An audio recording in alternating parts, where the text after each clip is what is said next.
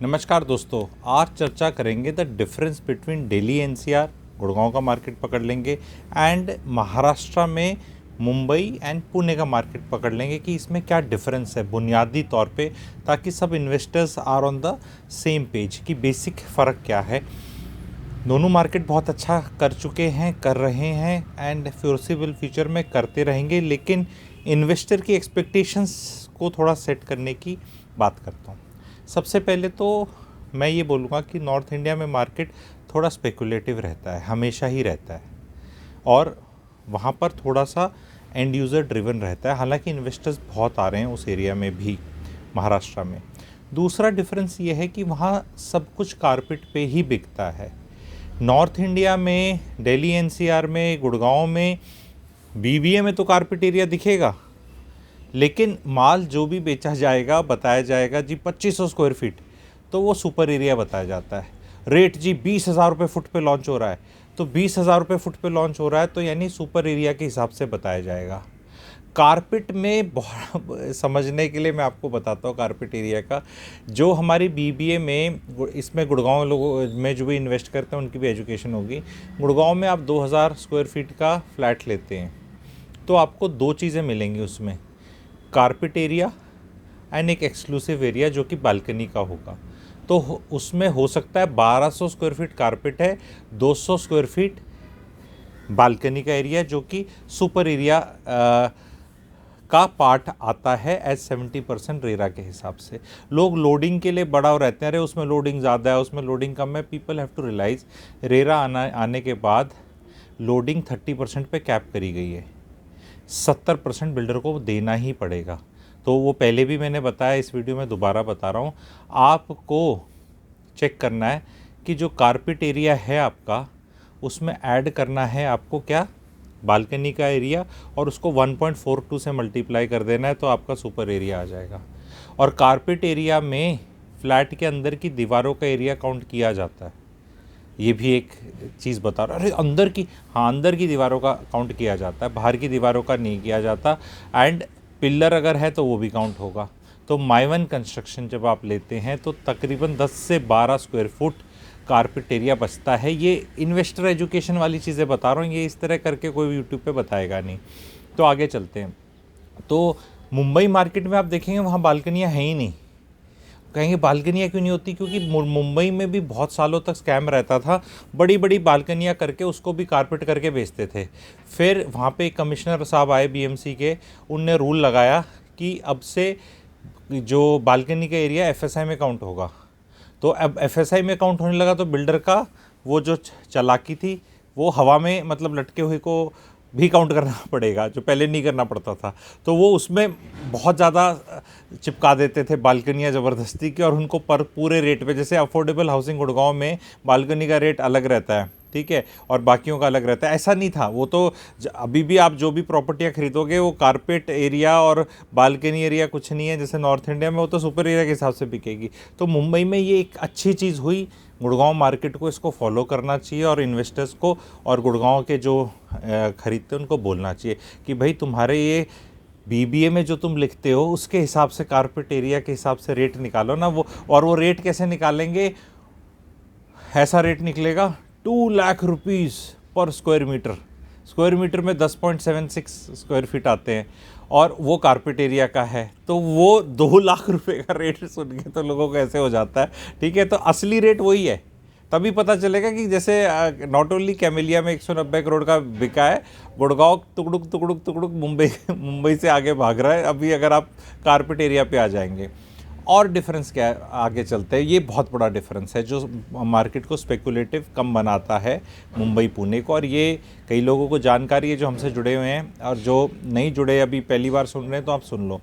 और उससे याद आया, अगर आपको वेबिनार्स एंड वर्कशॉप्स और रियल एस्टेट पे नॉलेज गेन करनी है तो कमेंट सेक्शन में एक व्हाट्सएप ग्रुप मिलेगा आपको, उसको इन्फो ग्रुप मिलेगा, उसको ज्वाइन कर सकते हैं अगर ऑलरेडी ज्वाइंड नहीं है। ज्वाइंड अगर हैं तो डुप्लीकेसी होगी।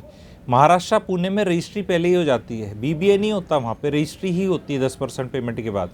ये सबसे बड़ी चीज़ है, 10% पेमेंट के बाद रजिस्ट्री हो जाती है। और गुड़गांव मार्केट में, दिल्ली एनसीआर मार्केट में, यहाँ पे आप चीज़ खरीदते हैं, 4 5 6 7 साल बाद पोजीशन होगा, तब आपकी रजिस्ट्री होगी। तो इसमें वो इन्वेस्टर घुस जाता है मार्केट में, जो करता है कि भैया 20 40 प्लान है, या 30 40 30, या मैं 6 10 महीने में दे के भाई साहब एग्ज़िट। ये भाई साहब एग्ज़िट का चक्कर ही नहीं है पुणे मुंबई में। जो नए लोग जो बोलते हैं, ये पूछते हैं कि एग्ज़िट वगैरह, तो हमारे जैसे कहते हैं भाई थोड़े रजिस्ट्री के पैसे दे ही दिए तूने, शांति से बैठ जा, बनने दे। क्योंकि एग्ज़िट का सबसे बड़ा क्या रहता है, जैसे पोजीशन आ रहा है नॉर्थ इंडियन मार्केट में, जैसे आप गुड़गांव मार्केट में आपको चीज़ मिलने वाली है 3 महीने में, तो अब भागते हैं लोग कि भैया रजिस्ट्री के 8% नहीं देने, क्योंकि मेरे को तो रहना नहीं और बस एप्रिसिएशन हो गया है। ये चीज़ वहाँ नहीं होती। वहाँ ये कभी भी प्रेशर नहीं होता सेलर पे कभी बेचने का, मतलब उसको बेचना है तो बेच देगा वो। हालांकि कई जगह लॉक इन भी रहता है मुंबई वाले मार्केट में, आप नहीं बेच सकते हैं ऑल दैट करके। वो गुड़गांव का भी एक आधा लिस्टेड प्लेयर है जो ऐसा करता है। पर that's why now you understand why it is not speculative. I am still not passing any verdict कि नहीं वो बहुत ग्रेट है और ये अच्छा है।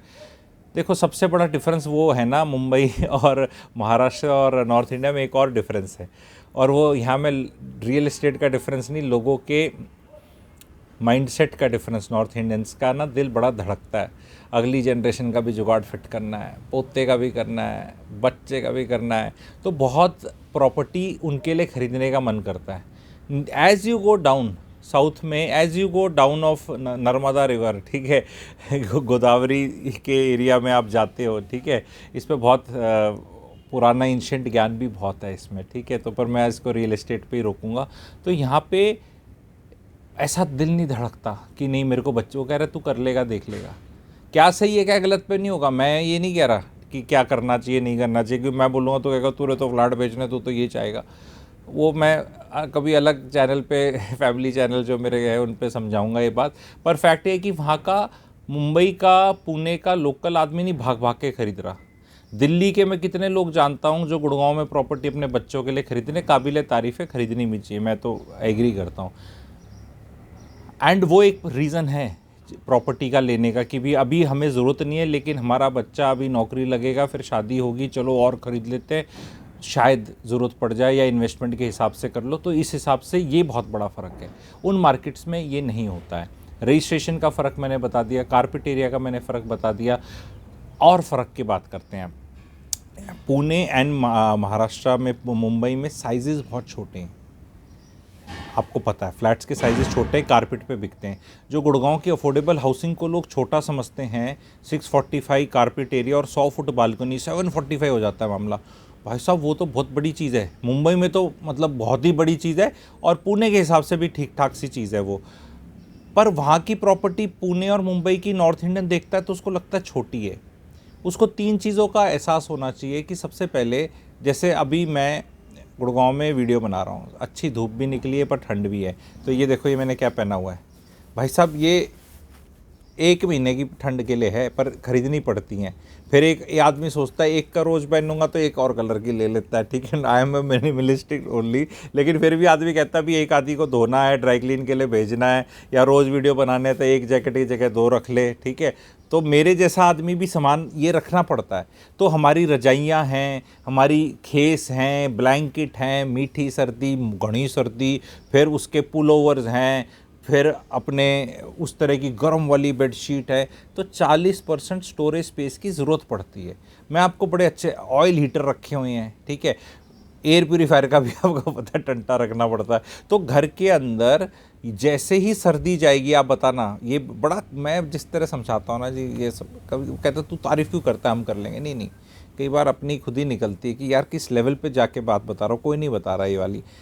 जैसे सर्दियां ख़त्म होंगी ना, फरवरी के टाइम में ख़त्म, एक टाइम आता है ना होली के आसपास या उससे 10-15 दिन पहले, कि जब आपकी सर्दियां जाती हैं और आप सब चीज़ें अंदर कर देते हो, दुछत्तियों में या अपने स्टोर में, या वो बेड के नीचे, बेड के अंदर लोगों ने जगह बनाई होती है, हालांकि वहाँ डालना नहीं चाहिए, वो कभी वास्तव में बताऊँगा।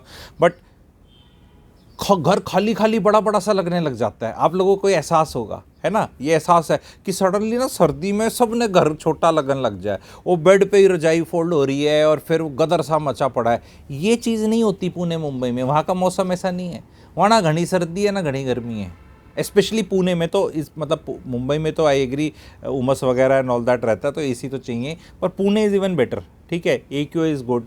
तो ये चीज़ भी बहुत डिफरेंस है। फिर और डिफरेंस क्या रहता है पुणे में, हालांकि गुड़गांव का भी कॉस्मोपॉलिटन है, मैं प्रॉपरली इसको सिर्फ गुड़गांव नहीं कर रहा, मैं इसको नॉर्थ इंडिया भी कर रहा हूँ, जिसमें आप नोएडा भी काउंट कर लो, दिल्ली भी कर लो, चंडीगढ़, बाकी सारे मार्केट कर लो। बहुत मोबिलिटी बहुत है वहाँ पे, यंगस्टर्स बहुत हैं, एंड यंगस्टर्स के बहुत होने से क्या रहता है ना कि स्पेसिस का रिक्वायरमेंट, इंडिपेंडेंट स्पेसिस का रिक्वायरमेंट बहुत ज़्यादा है वहाँ। कल्चर, क्योंकि इतने छोटे छोटे अपार्टमेंट मिल जाते हैं, 350-400 स्क्वायर फीट के भी 1 BHK मिल जाते हैं, 450 के, कि लोग अलग रहना चाहते हैं। गुड़गांव में, नॉर्थ इंडिया में हम ये PG कल्चर बहुत देखते हैं कि एक कोठी बना दी, उसमें 20 कमरे निकाल दिए, 40 बच्चे रह रहे हैं। मुंबई में वो 40 फ्लैट चाहिएंगे 1 BHK के। ये बहुत बड़ा फ़र्क है, क्योंकि वहाँ कोठी बन नहीं सकती भाई। मुंबई में तो कोठी तो एक शाहरुख जी की और एक अमिताभ बच्चन की है, बाकी तो सलमान खान जी भी गैलेक्सी अपार्टमेंट में है, ठीक है। तो मुंबई में ये वाले कल्चर नहीं है, ठीक है। And again same thing Pune, because Pune में भी वो लोकल मराठी मानोस और उनकी कोई होंगी जगह जहाँ प्लॉट बना के रहते हैं, पर वो सारा फ्लैट का कल्चर है वहाँ पे। तो वहाँ पर ये 1 BHK में एक यंगस्टर कहता है कि मेरा लॉकेबल होना चाहिए भाई, 400 स्क्वायर फीट का हो गुरुजी, लेकिन मेरी इंडिपेंडेंट काम होना चाहिए कि मैं अपनी गर्लफ्रेंड को लाया। ये सारे आपको पता है ना, आजकल यंगस्टर्स के सारे जो चीज़ें, इस पे बाकी चैनलों पे जजमेंट पास करता है। रियल एस्टेट में तो भाई जिसको जो करना है करो, ठीक है, हम क्यों जज करने वाले होते हैं। लड़की लड़का फ्रेंड आना जाना, प्राइवेसी अपने लॉक से खोला, लॉक से लॉक कर लिया, किसी को कोई लेना देना नहीं, अपना एक टॉयलेट, अपना यार दोस्त को आ गया आ गई, ये वाला सिस्टम। PG में नहीं हो सकता ये। PG में आप कर सकते हो, लड़कों की PG है जी, 40 लड़के रह रहे हैं, तो वहाँ कोई लड़की का ऐसा सिस्टम नहीं होगा। तो ये चीज़, हालांकि अभी गुड़गांव में भी चेंज हो रही है, होगी, ठीक है, लेकिन फिर भी यहाँ कंसेप्ट तो है PG का कि एटलीस्ट वो पिताजी जो आपको 15,000 का खर्चा करेंगे वो आपको PG के नाम का दे के गए हैं। अब आप वो एकदम भाग नहीं सकते, कोई बाहर से शहर से आता है, पर इस तरह का कंसेप्ट ही नहीं है। मुंबई में, पुणे में जब बाहर का बच्चा आता है, ही हैज़ टू और she has to get into this thing. तो इसलिए वहाँ ये छोटे apartments are very very investment friendly and worthy, and बहुत इस तरह की अपॉर्चुनिटीज़ आती रहेंगी। पुणे की काफ़ी कवर करी मैंने पिछले कुछ दिनों में। अब आप जो सुन रहे हैं मेरे सब्सक्राइबर्स हैं, Mumbai is something which I will bring for you and we will cover it, because पता ही नहीं लोगों को रियल एस्टेट का मुंबई का। मुंबई बहुत महंगा है, अरे नहीं यार, गुड़गांव भी बहुत महंगा हो गया, मुंबई बहुत बड़ा है, ठीक है। मुंबई नैना वाला एरिया आ रहा है, मुंबई में पुराना भी है, बांद्रा कुर्ला कॉम्प्लेक्स में भी आपके लिए कुछ कर लेंगे, ठीक है, BKC का। तो हर जगह का आपको ज्योग्राफी हिस्ट्री तो सीख लोगे भाई। विंडो शॉपर होना, window shoppers are most welcome, आपको पता है, ठीक है। I am the only one जो विंडो शॉपर्स को, because I have been window shopper all my life. ये सब पता होना चाहिए ना हमारे देश में क्या हो रहा है। क्यों नहीं पता हमें कि पुरी में क्या हो रहा है। पुरी बिल्डर का नाम है गुड़गांव में, उसकी बात नहीं कर रहा, उड़ीसा के पुरी की बात कर रहा हूँ, ठीक है। भुवनेश्वर में क्या हो रहा है रियल एस्टेट में, भोपाल में क्या हो रहा है। अभी IT वाला है, मेरे पास एक नया डेटा आया है, जैसे पुणे में कितने लाख करोड़ का एक्सपोर्ट हुआ है सॉफ्टवेयर का, बहुत प्यारा डेटा आया है। वो भी रियल एस्टेट से इफेक्ट होगा, वो अलग वीडियो चाहते हैं वो बना दूंगा पूरा, उसको देख के पढ़ना पड़ेगा ना, इतने शहरों का पता नहीं चलता। पार्लियामेंट में अपने मिनिस्टर साहब ने वो दिया है, तो बस उसी का प्रिंट आउट है, तो उसमें सारे शहरों का आ रखा है कि बेंगलोर का इतना है, गुड़गांव का इतना, पुणे का इतना, सारे, और मतलब छोटे छोटे शहर भी हैं उसमें, तो वो बड़ा इंटरेस्टिंग रहेगा, ठीक है। तो रियल एस्टेट में हमें एनालाइज करना है, सिर्फ आके वीडियो यहाँ पे उस तरह के चलते रहते हैं, विच इज़ ओके, पर एजुकेशन वाला काम नहीं है ना। सब माल ही बेच रहे हैं, माल तो बेचना ज़रूरी है, ठीक है, लेकिन भाई समझ में भी तो आए, क्योंकि ये वाला जो आने वाला साल है, इसमें मुझे बड़ी खुशी है कि जब चीज़ें थोड़ी सी टाइट होती हैं, रीस्ट्रक्चरिंग होनी है, गधे घोड़े लंगड़ों का फ़र्क लोगों को समझना है। क्योंकि एक टाइम जब गधे घोड़े लंगड़े गधे टुकड़ुक टुकड़ुक सब एक जैसे ही लगते हैं, तब हमें हमारे जगह कौन पूछता है, ठीक है। पर अब मार्केट में कौन सी वाली चीज़ ठीक है, कौन सी ज़्यादा ठीक है, क्या सोच के करना है, कौन सा मार्केट किधर ठीक है, इन्वेस्टमेंट के लिए बिलो 1 CR किधर ठीक है, 1 to 2 किधर है, 3 to 4 किधर है, एंड यूज़र का क्या हिसाब है, इन्वेस्टमेंट का क्या है, ये सब आपको वीडियोस अब और रेगुलरली दिखेंगे। आप लोगों से रिक्वेस्ट है भाइयों बहनों कि चैनल को सब्सक्राइब करें और अपने परिवार में सबसे सब्सक्राइब करा ले, ताकि डिसीजन रियल एस्टेट का आप अकेले नहीं ले पाएंगे। आप अकेला बहुत ज्ञान ले लोगे पुणे मुंबई का, बेंगलोर का, हैदराबाद का, या कहीं का भी, दिल्ली गुड़गांव कहीं का, और आपको बड़ी चीज़ समझ में आ जाएगी, पर जब चीज़ लेने के लिए जाओगे या समझ में आएगी तो पापा जी कुछ करेंगे, पत्नी जी कुछ करेंगी, उनने तो सीखा नहीं, वो अपने जीजा जी ने जो कर रखा है या जो उनके ताऊ जी ने कर रखा है, उनके अपने मॉडल होंगे फॉलो करने के लिए। तो everybody has to be on the same page. I am the real estate का guruji, I am teaching, come learn. And उससे लर्न एंड कम से याद आया, मेरा आइकॉनिक कोर्स है रियल एस्टेट मेंटरिंग प्रोग्राम, बहुत सुपर हिट है, बहुत लोग अप्रिशिएट कर रहे हैं। उसमें एनरोल होना चाहते हो तो कर लो, क्योंकि उसकी फ़ीस थोड़ी मैंने लोअर कर दी है, रिकॉर्डिंग्स मिलेगी, नए साल का ऑफर चल रहा है। एंड बहुत बहुत मतलब एक भी नेगेटिव रिव्यू नहीं है, people are more than satisfied. मैंने सब कुछ जितना था ऑलमोस्ट सारा दे दिया, बाकी फ्रेश मैं भी सीखता रहता हूँ, ठीक है। तो उसमें आप सेकंड नंबर के क्लैरिटी गिवर बन जाएंगे। अगर वो ज्वाइन करना चाहते हैं तो दिए नंबर पे रैम्प लिख दें, रियल एस्टेट मेंटरिंग प्रोग्राम का शॉर्ट फॉर्म में रैम्प। और उसमें अब ऐसा नहीं कि लाइव जुड़ने का मौका नहीं मिलेगा, क्योंकि उस कोर्स को आप करेंगे पूरा अच्छे से।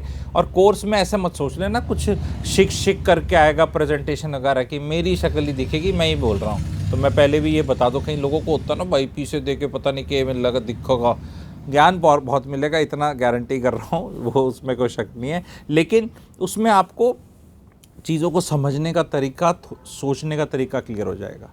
एंड अच्छा कंटेंट है, 20-22-25 घंटे का है। I think it is value for money, ठीक है। और उससे ज़्यादा कोई कसमें वादे मैं करता नहीं किसी चीज़ के लिए, ठीक है। उसका एक कोर्स का सिलेबस भी है उसका थोड़ा, तो वो जानने के लिए कि भी ये चीज़ सिखाई है और ये भाई इतने का है। तो अगर रैंप ज्वाइन करना चाहते तो ज्वाइन करें। और उसकी महीने में 1 से 2 लाइव क्लासेस भी फ्रेश होती रहेंगी, ताकि उन पे आपको कोई डाउट आएगा तो आप पूछो, और उससे आप कंसल्टेशन करने वाले भी बन सकते हो और बड़े शाने बन सकते हो।